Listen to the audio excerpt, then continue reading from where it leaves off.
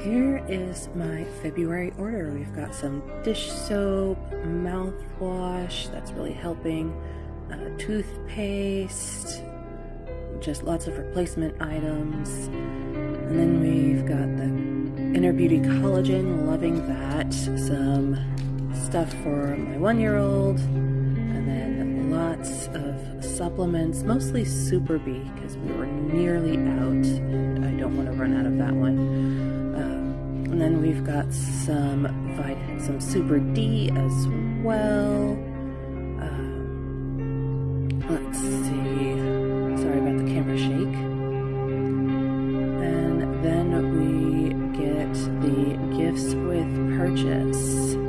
This is at the 190 level. I got 10 free points at the 100 level.